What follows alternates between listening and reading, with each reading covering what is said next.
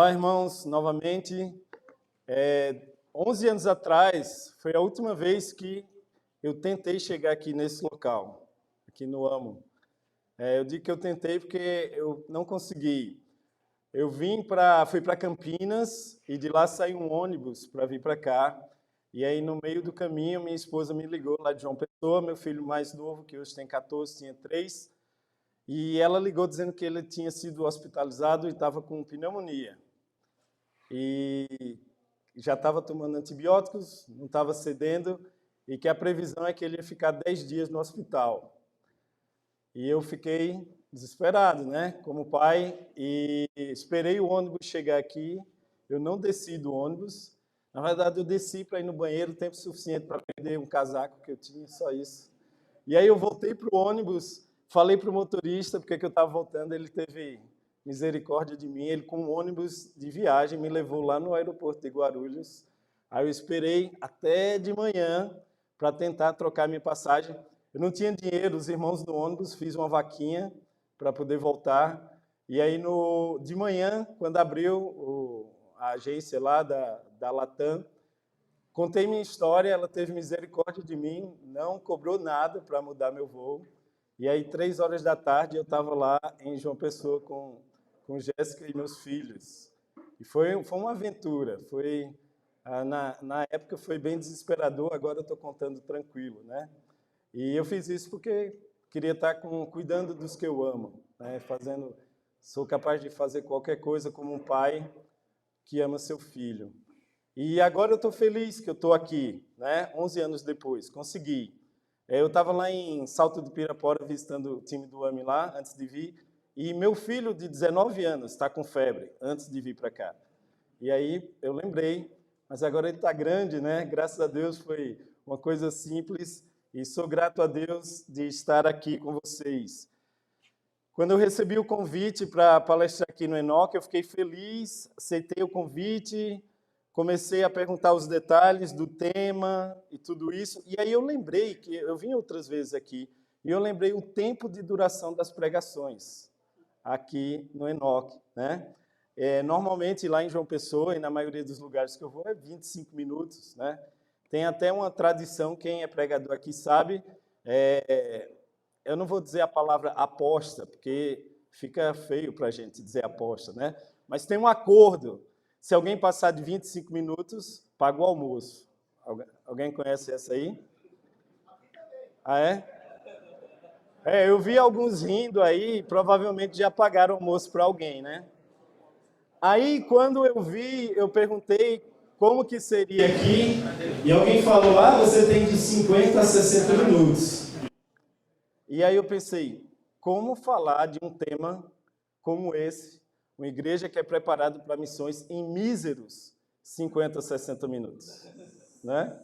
Tá rindo de nervoso, né, Maura? Mas aí eu fiquei aliviado quando eu vi a programação, e eu vi que depois da minha, que é a 4ª palestra, tem 2 horas de tempo livre. Então eu posso passar tranquilo, né, do tempo. Desliga o microfone. Então, eu estou brincando em relação ao tempo, mas não ao tema. O tema é muito importante, uma igreja que é preparada para missões. E eu não tenho a pretensão de te ensinar nada hoje, eu acredito que tudo que eu vou falar aqui você conhece, mas meu objetivo são 2, lembrar de coisas importantes que a gente tem a memória fraca, né? E aí a gente precisa estar relembrando de coisas importantes. E também quero te motivar a não esquecer qual é a missão principal da igreja, para que a gente não esqueça e comece a negligenciar, rebaixar ou colocar em segundo plano. Eu coloquei os versículos aqui para ganhar tempo, tá? Então pode colocar o primeiro, Breno. Eu quero que vocês leiam comigo. Você pode abrir na sua Bíblia ou você pode olhar no slide, se sua vista te permite, tá? Mas a gente lê aqui em 1 Pedro, capítulo 2, Pedro, apóstolo, recebeu diretamente de Jesus seus ensinamentos e agora ele está falando para peregrinos dispersos, né, da Ásia Menor, pessoas que estavam sendo perseguidas por causa de Cristo. E aí ele lembra algo importante para eles. Ele diz assim: vocês, porém, são geração eleita, sacerdócio real, nação santa, povo exclusivo de Deus. É bonito, né? Eu acho que a maioria de nós temos esses versículos memorizados. E aí quando ele fala povo exclusivo de Deus, exclusivo para quê? Por que somos separados? Para anunciar as grandezas daquele que os chamou das trevas para a sua maravilhosa luz. Amém? Fomos chamados. Os irmãos que estavam sendo perseguidos foram chamados. Esse é o mesmo chamado para a gente anunciar as grandezas de Deus, que nos resgatou das trevas para a luz. Um pai é capaz de fazer qualquer coisa para o seu filho, né? Para mim, viajei algumas horas para estar lá com meu filho e como eu disse, eu sou capaz de fazer qualquer coisa por eles. Se você é pai aqui, você sabe do que eu estou falando, né? E nosso Pai amado fez isso. E a gente tem muita coisa para falar para as pessoas do que Deus tem feito. Quando a gente fala das grandezas daquele que nos chamou, a gente vai pensar, todo mundo conhece 1 Coríntios, capítulo 15, versículos 3 a 4, quando Paulo fala da mensagem do Evangelho, que Cristo morreu pelos nossos pecados, segundo as Escrituras, foi sepultado e ressuscitou ao terceiro dia, segundo as Escrituras. Essa é a grande mensagem. E o que está por trás disso? E quando a gente fala de Jesus ressuscitado, eu estava conversando com alguns irmãos, às vezes alguém falou aqui, acho que foi o Kevin, quantos anos de cristão, Kevin? 56. Eu não sei se alguém aqui bate o recorde do Kevin, né? Mas o Enio, né? Enio aí. Quantos anos, Enio?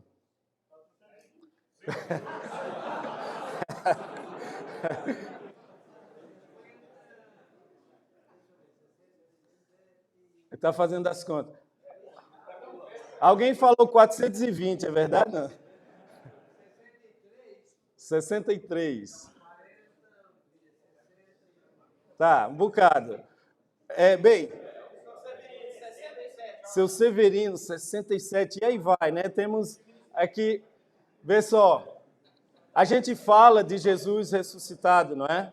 Quando a gente está falando das grandezas de Deus, a gente fala que Jesus ressuscitou. E a gente precisa ficar bem atento para que coisas grandes não fiquem pequenas. Quando a gente fala que o pecado separa o homem de Deus, às vezes a gente fala isso. Se a pessoa não tem Cristo, está longe de Deus. Pensa no que a gente está falando. O que significa alguém separado, ausente da presença de Deus? Quais são as consequências na vida dessa pessoa? Às vezes a gente esquece, né? É destruição. Estava também conversando com alguns irmãos essa semana. Quando você vê alguém que está perto, é isso que eu queria dizer, perto de Deus e se separa, você vê as consequências na vida dessa pessoa. Lembra de você antes de conhecer Cristo. Qual era seu futuro? Qual era seu destino? Como é que era até aqui, não só espiritual, mas como era a sua vida até conhecer a Deus? E aí, às vezes, a gente fala, não, aquela pessoa está longe de Deus. Como se fosse uma coisa pequena, como se fosse um resfriado. E quando a gente fala que Jesus ressuscitou, não deixe isso virar um lugar comum. O fato de Jesus ter ressuscitado, de ter morto por causa da gente, por causa dos nossos pecados, é uma coisa que a gente precisa lembrar, considerar, meditar, refletir, né? Não fala assim, Jesus ressuscitou. Era para toda vez que a gente falasse Jesus ressuscitou, a gente falasse Jesus ressuscitou, né? Cuidado para não assustar a pessoa que você está estudando a Bíblia. Mas você precisa lembrar o quanto isso é grande e o que fez com que Jesus chegasse a esse ponto. O amor que ele tem pelo perdido. Então, como pessoas que falam de Cristo para as outras, a gente precisa sempre relembrar o quão grande é isso que a gente está falando, a redenção, a ressurreição de Cristo. A igreja tem como função primordial anunciar, divulgar, espalhar. E Pedro, aqui na sua carta, ele está lembrando a irmãos que estão sofrendo, sendo perseguidos. E aí você pode pensar, por causa da dificuldade, eles poderiam ser aconselhados a diminuir o pé do acelerador, não é? Ó, vocês estão sendo perseguidos, se vocês morrerem, vocês não vão poder fazer muita coisa. Mas o que é que ele fala? Ele está motivando para que eles continuem anunciando, espalhando, né, falando das grandezas de Deus para as pessoas, mesmo sendo perseguido e mesmo que isso custasse a vida deles, porque não tem nada mais importante do que levar o evangelho para aqueles que não conhecem ainda, nem nossa própria vida. Qual é a marca registrada da igreja que Jesus Cristo fundou? Qual deve ser a marca registrada da igreja? A igreja que Jesus fundou, ela é agressiva. É agressiva. A gente vai ver alguns versículos que mostram isso, mas pense, quando Jesus idealizou sua igreja, ele pensou numa igreja agressiva, que continua incondicionalmente, independente do que estiver acontecendo ao redor, como era para esses irmãos aos quais receberam a carta de Pedro. Estavam sendo perseguidos, risco de vida, e Pedro está motivando, estimulando para que eles não esqueçam da sua missão e de por que eles estavam aqui. Esse mesmo Pedro é aquele... Pedro, de vez em quando, ele pisava na jaca, né? Ele chutava o balde, de vez em quando ele errava, de vez em quando ele arrancava uma orelha, não é? De vez em quando ele era precipitado, o Breno falou um pouco hoje também sobre ele. De vez em quando ele estava sujeito a escutar "Afasta de mim, Satanás", ao tentar impedir Jesus de ir a Jerusalém e cumprir sua missão. A gente vai falar sobre esse versículo daqui a pouco. Mas nesse dia, ele acertou. Lá em Cesareia de Filipe, ele acertou a pergunta. Jesus perguntou: quem vocês dizem que eu sou? Todo mundo lembra? Pode mostrar o próximo slide, Breno. Pode deixar o outro também. Pedro respondeu: tu és o Cristo, o Filho do Deus vivo. Esse mesmo Pedro que está falando para os irmãos, né, dispersos, perseguidos, foi ele que falou: tu és o Cristo, o Filho de Deus vivo. E quando ele falou isso, ele escutou. E ele escutou o que Jesus falou. E o que Jesus falou foi: eu digo que você é Pedro, sobre esta pedra, sobre esta afirmação, sobre esta declaração, edificarei a minha igreja, e as portas do Hades não poderão vencê-la. Pedro estava lá, e Pedro escutou. E Pedro já podia entender que essa igreja, esse grupo de pessoas que iam seguir Jesus, eles tinham e deveriam ter uma característica: as portas do Hades não poderão vencê-la. Eu não sei como você visualiza esse versículo. Eu converso com os alunos lá do AME sobre isso. Muitas vezes a gente visualiza Satanás, o inimigo, o inferno atacando a igreja. E a igreja como aquele lutador de boxe lá no canto do ringue, né, levando soco. Mas a igreja que Jesus planejou não é assim. É no ataque, não é? A gente foi feito para avançar. A igreja foi feita para avançar. E a gente está aqui hoje porque, graças a Deus e aos discípulos de Jesus, eles colocaram isso em prática, não é? A igreja imparável. Então, característica da igreja que a gente pode ver aqui, está no DNA da igreja, é avançar. Foi isso que foi planejado por Deus. E a outra característica é que ninguém é capaz de parar, é imparável. Jesus veio para buscar e salvar o perdido. O que é que impediu ele de fazer isso? Alguém impediu Jesus de fazer isso? Alguém parou a sua missão? Não, não é? E a gente sabe que a igreja é o corpo de Cristo. Então, como igreja, a gente tem que ter não só a mesma meta e a mesma missão, mas as mesmas características de Jesus. A gente não foi feito para ficar recuado no canto da parede, levando soco. A gente foi feito para avançar. Mesmo com as dificuldades, mesmo com perseguição, mas isso está no DNA da igreja. Essa deve ser a característica da igreja. Essa é a característica principal da igreja. Muitas coisas acontecem entre esse dia em Cesareia de Filipe até o dia em que Pedro e os demais apóstolos estavam se despedindo de Jesus, antes dele ascender aos céus, depois de ter passado 40 dias com o Mestre ressuscitado, e as palavras que Pedro e os outros apóstolos escutaram foi-me dada toda a autoridade nos céus e na terra. Portanto, vão e façam discípulos de todas as nações, batizando-os em nome do Pai, do Filho e do Espírito Santo, ensinando-os a obedecer a tudo que eu ordenei a vocês, e eu estarei sempre com vocês até o fim dos tempos. Jesus veio para salvar e salvou. E agora ele ordena, vão, façam discípulos. E se você prestar atenção, quando você vai lendo Atos e as pessoas vão se convertendo, esse é o termo que é usado, discípulos.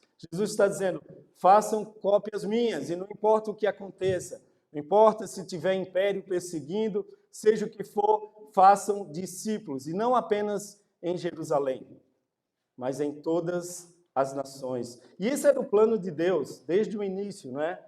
Vocês conhecem bem essa passagem também, pode mostrar, Breno. Gênesis, capítulo 12, versículos 1 a 3. Então o Senhor disse a Abrão, saia da sua terra, do meio de seus parentes, da casa de seu pai, vá para a terra que eu lhe mostrarei. Farei de você um grande povo e o abençoarei. Tornarei famoso o seu nome e você será uma bênção. Abençoarei os que o abençoarem e amaldiçoarei os que o amaldiçoarem. E por meio de você, todos os povos da terra serão abençoados. Esse sempre foi o plano de Deus. E agora estava se cumprindo através de Cristo, através do sacrifício do descendente de Abraão, todos os povos da terra seriam abençoados. Vão, façam discípulos, batize-os, leve as águas para morrerem, nascerem de novo, transformados. Vão, façam discípulos. Ensine-os a obedecer a tudo que eu ordenei a vocês. E quando ele fala a tudo que eu ordenei a vocês, isso também está no pacote de ir, batizar e fazer discípulos. Eles aprenderam dos apóstolos. E a ideia é que eles continuassem, não é? O resto da história vocês conhecem. Dia de Pentecostes, 10 dias depois, em Jerusalém, Pedro e os outros apóstolos começaram a sua missão de compartilhar as boas novas de Cristo, da salvação, batizaram, fizeram discípulos, e assim nasce a igreja planejada por Cristo, uma igreja missionária. E como eu falei, uma das provas que os apóstolos mantiveram a característica agressiva é a gente aqui hoje.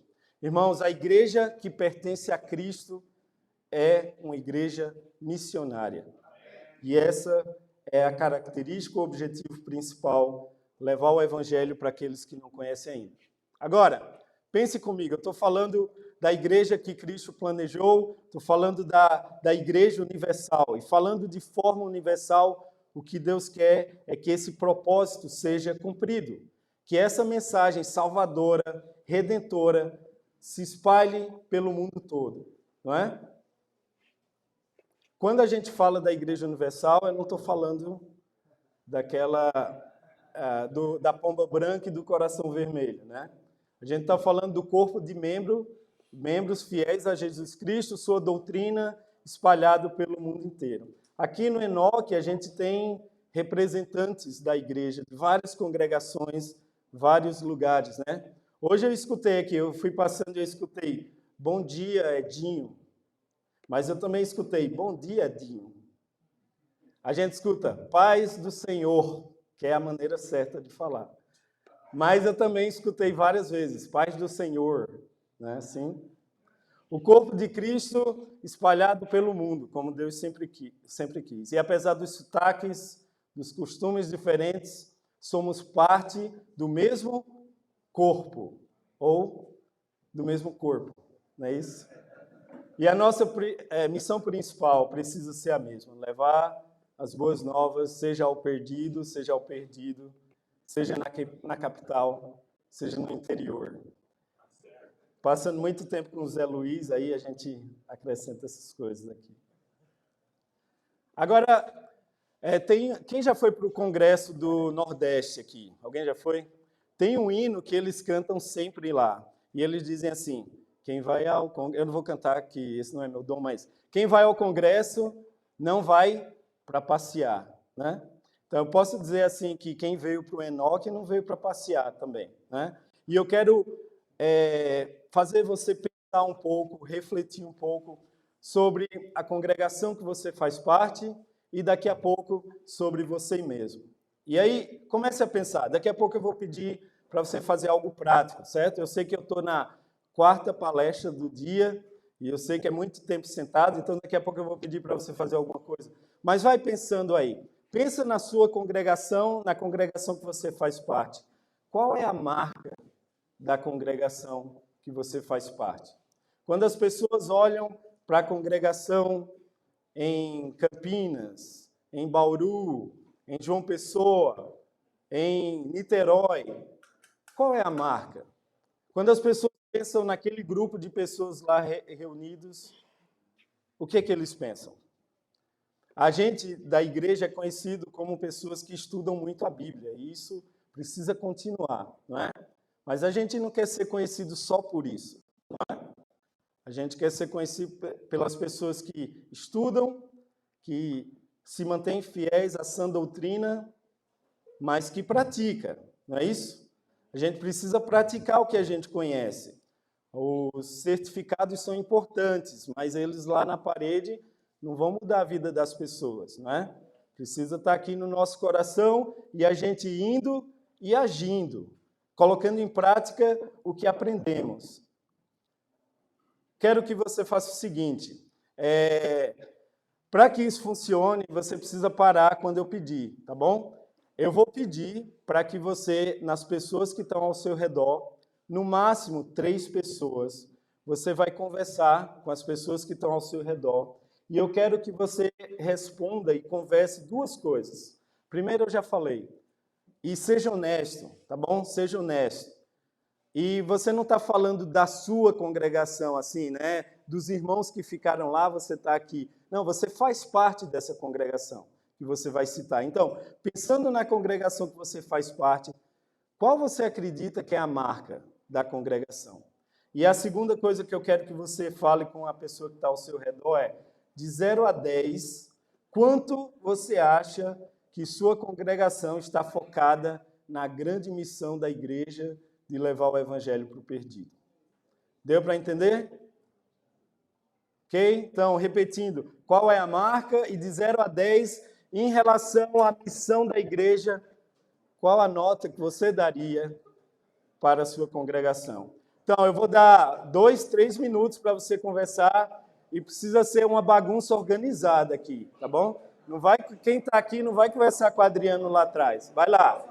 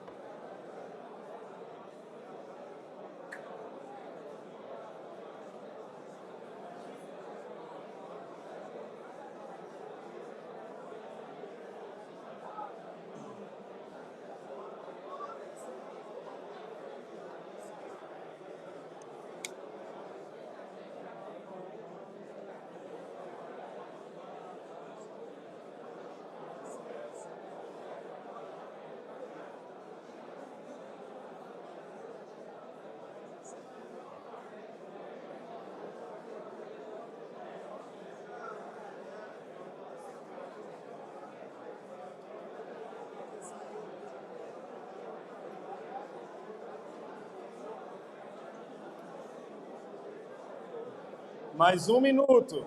1 minuto.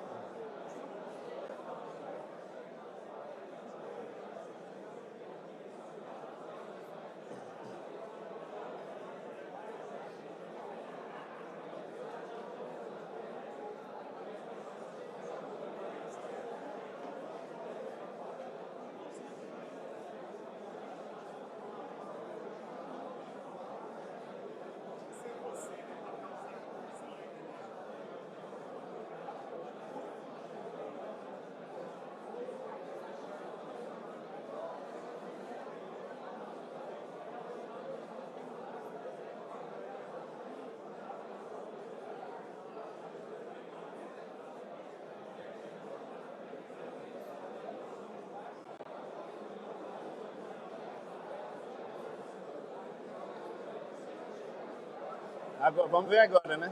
Ok, irmãos. Vamos lá agora, todo mundo.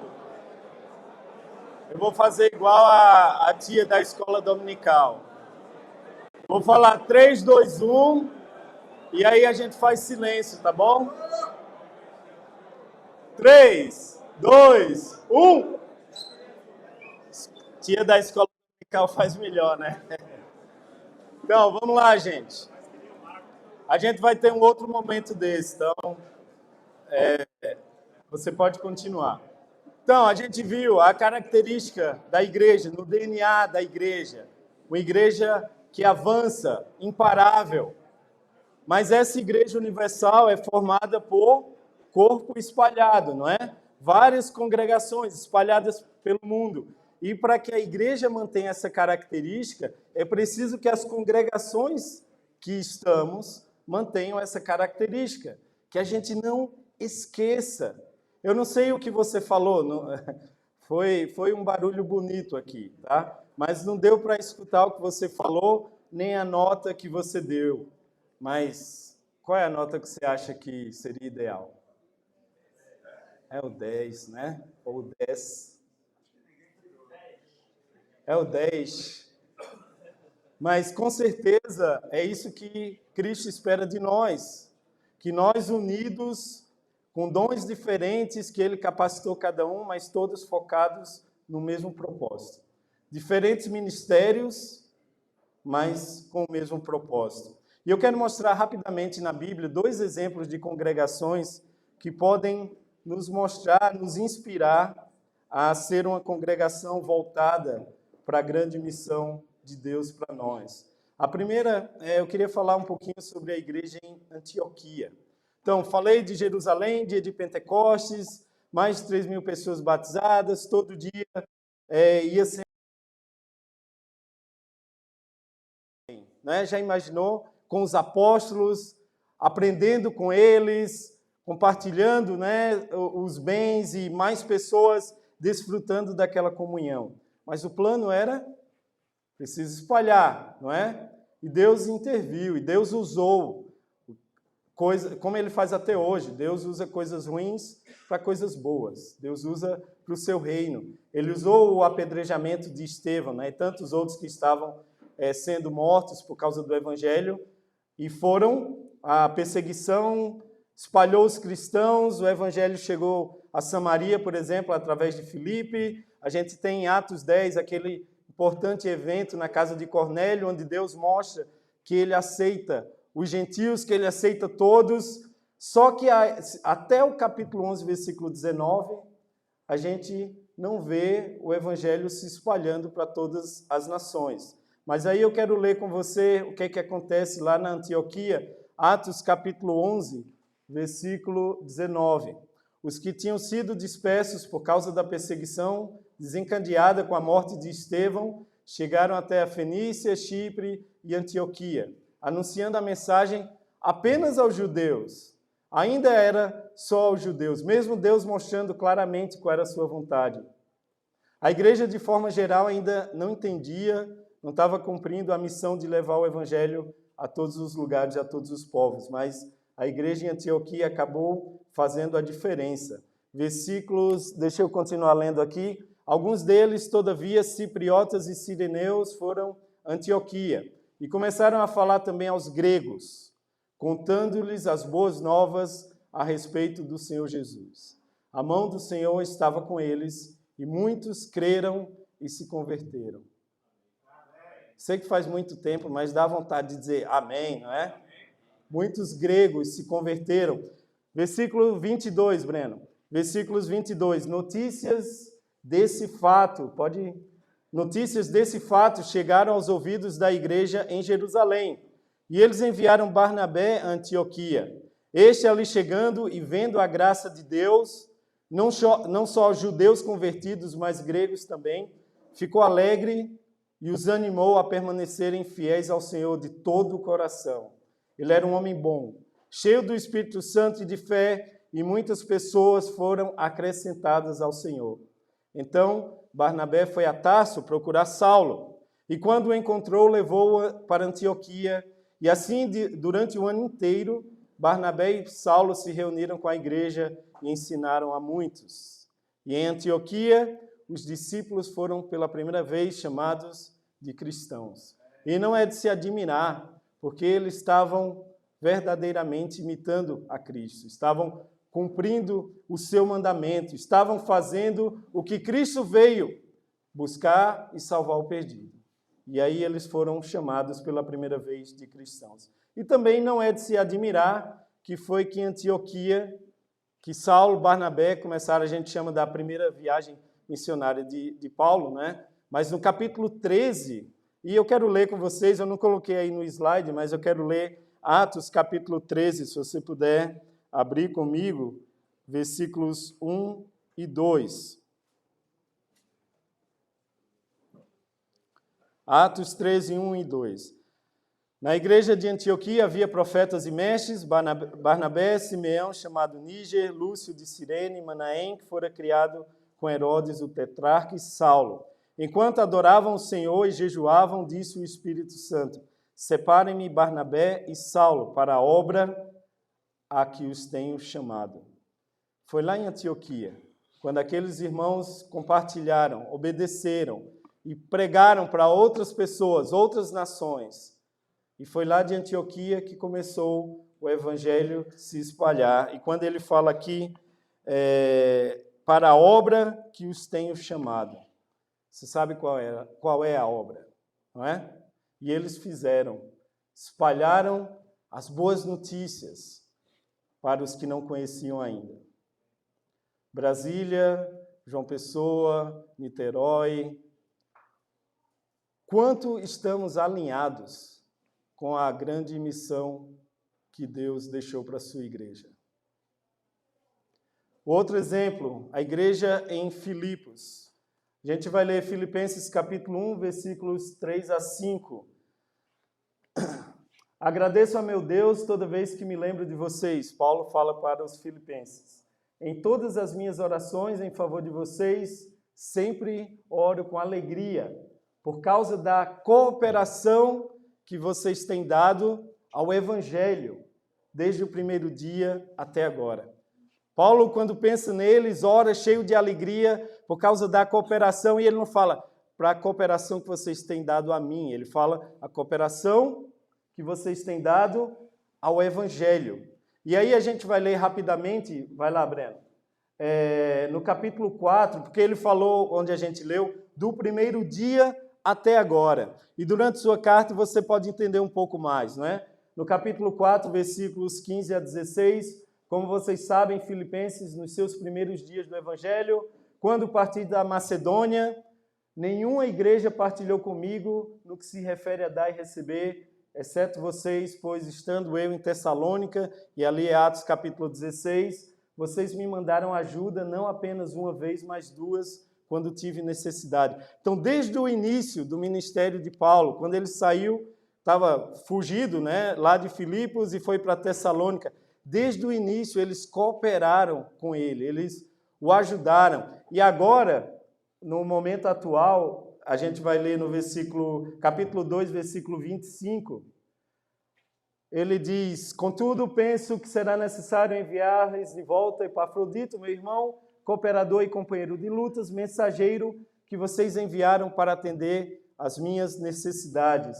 E mais na frente, no versículo 18, recebi tudo e o que tenho é mais que suficiente. Estou amplamente suprido, agora que recebi de Epafrodito os donativos que vocês enviaram.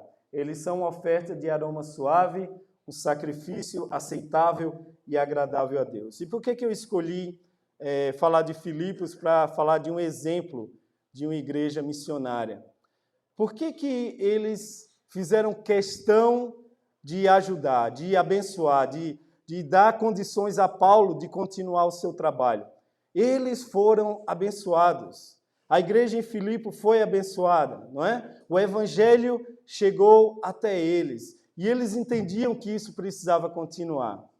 E eles não iam conseguir, né? A população, os cristãos de Filipe todos se mudarem e saírem por aí. Mas eles sabiam que Paulo estava fazendo esse trabalho.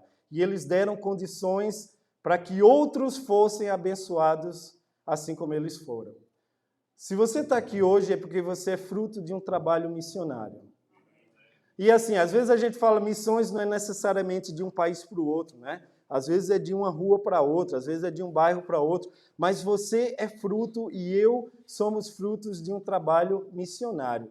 E como a gente foi abençoado, que a gente tem o mesmo espírito da igreja de Filipos, que não pensava no seu próprio umbigo. Se sua congregação só for ajudar um trabalho missionário, quando na sua congregação não tiver nenhuma necessidade financeira, quando é que você vai fazer isso? Nunca, não é? Às vezes a gente, mas por que eu vou ajudar lá se eu tenho necessidade aqui? Lembra dos irmãos da Macedônia, quando ouviram da necessidade lá em Jerusalém? Qual foi a atitude deles? Eles rogavam, imploravam para ajudar, porque eles queriam, eles entendiam da importância. Um corpo só, espalhado, e assim mantendo a característica. A igreja de Filipos é uma igreja missionária, era, né, uma igreja missionária, que estava ajudando que o evangelho se espalhasse. Nesse caso aqui, a gente vê que na parte financeira também, eles estavam investindo. Quanto sua congregação tem colaborado com a missão de anunciar as grandezas daquele que nos chamou das trevas para a maravilhosa luz? Às vezes as congregações têm, eu listei aqui rapidinho, ministério de casais, de mulheres, de homens, de jovens, de criança, adolescente, bebê, de feto, não sei, tem muitos ministérios. E às vezes a congregação não tem um ministério de evangelismo, ou de missões. E talvez nem precisa ter esse nome, mas que os ministérios que existem estejam alinhados à missão de Cristo. Porque senão a gente vai perder a característica, a marca da igreja, não é? Já imaginou reunião de mulheres? Eu nunca fui, mas minha esposa sempre vai, e ela diz como é que é. E eu fico pensando, é muito bom, pelo que ela fala é muito bom, mas eu já até sugeri, leva as irmãs, chama as irmãs, comem bolo, pode comer bolo, bolo é bom, mas vai visitar as amigas, Os jovens sempre se reúnem para comer pizza, e pizza é muito bom, não é? Mas vai na casa dos outros, a gente pode fazer o que a gente faz para fortalecer, para edificar, mas a gente não pode esquecer da razão por que a igreja existe. Porque senão a gente pode fazer um monte de coisa e não fazer o mais importante.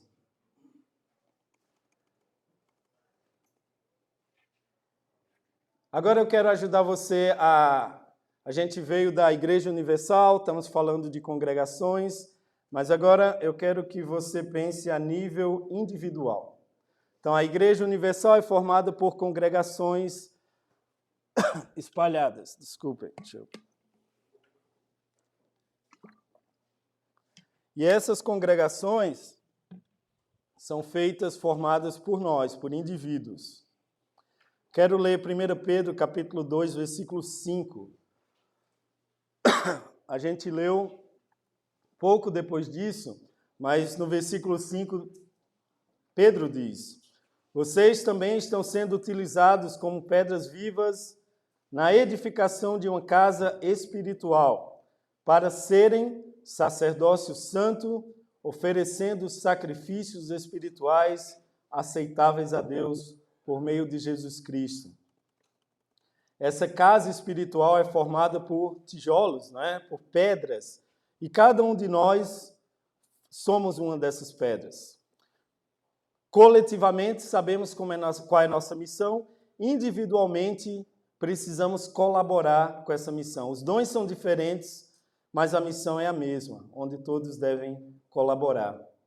E aí, eu quero que você pense a mesma coisa que você pensou em relação à congregação. Só que agora você vai olhar para dentro de você e vai se fazer essas perguntas.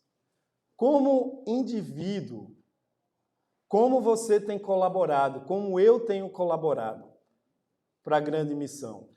Como eu tenho colaborado com a minha congregação? Eu não sei qual foi a nota que você deu para a sua congregação, né, em relação à missão de espalhar o evangelho. Mas você está incluído naquilo, né? Então, se a nota foi 3, você tem responsabilidade nisso.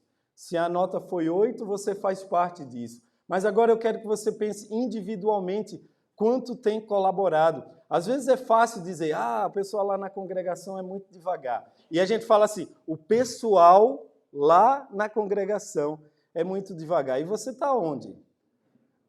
Qual é o seu papel nisso aí? É só você que é rápido? É só você que faz? Mas agora eu quero que você pense quanto você tem colaborado, estimulado, quanto você tem ofertado, né? A gente usou o exemplo de Antioquia e também de Filipos, mas quanto do seu bolso você tem tirado para abençoar as pessoas? Tem várias pessoas que eu admiro aqui, e uma delas é Alan. Se você conhece ele, você sabe que ele não gosta que você fale dele, né? Então eu não vou falar dele, eu vou falar dos livros dele. Tem trabalho ali. Para escrever um livro, e quem já escreveu sabe, é trabalho, é dedicação.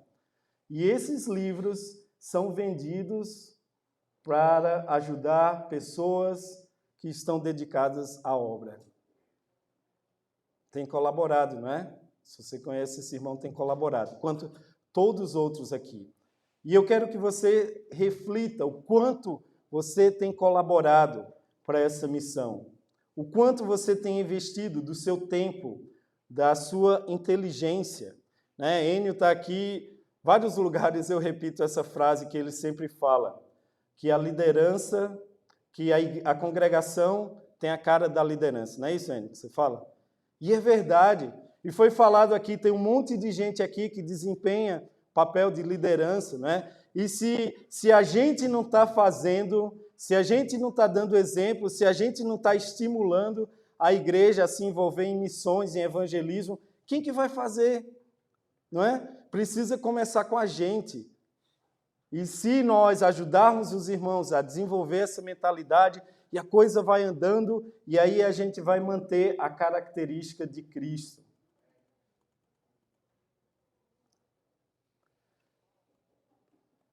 Desafio agora.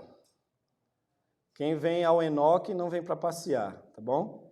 Então, você vai falar só com a pessoa que está do seu lado. Pode ser alguém da sua congregação.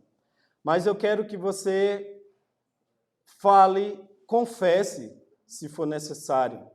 Fale a verdade, se for necessário. Se você der um 10 para você em relação a investindo sua vida em missões, esse 10 é para a glória de Deus, certo? Porque é Deus trabalhando na sua vida. Então não fique pensando, eu não quero me gabar. Se você falar 10, 9, 8, isso aí quem vai ser glorificado é Deus, não você. E se é 0, 1, 2, confesse, não é? Confesse. E a gente está aqui entre irmãos em família, ninguém vai sair falando para o outro aqui, aquele irmão lá, -1 em relação ao evangelismo. Então, não vai falar, tá? Não fala para ninguém. Mas eu quero desafiar você agora a ser honesto, tá bom? E eu quero que você diga o quanto você tem colaborado individualmente na grande missão de Cristo. E eu vou dar 1 minuto para vocês fazerem isso. Vai lá.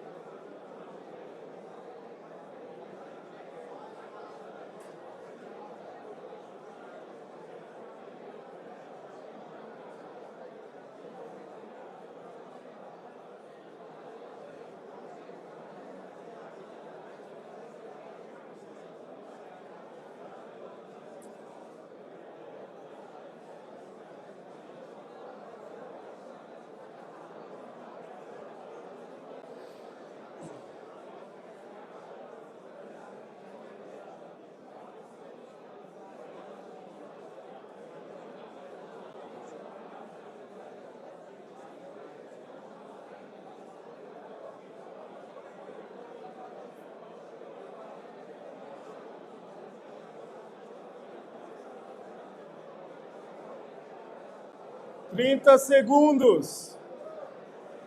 Minuto grande eu dei para você.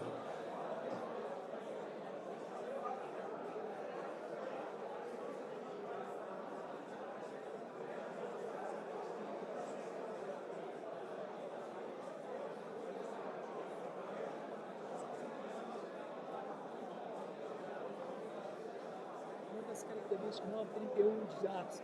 A igreja, na verdade, tinha paz por toda a Judéia, Galiléia e Samaria, edificando-se e confortando no temor do Espírito Santo e no conforto do Senhor, do Espírito Santo. Então, Sim. eu errei uma palavra, mas isso aqui que eu acabo. Ok, vamos lá, gente. Olha a tia da escola. 3, 2, 1.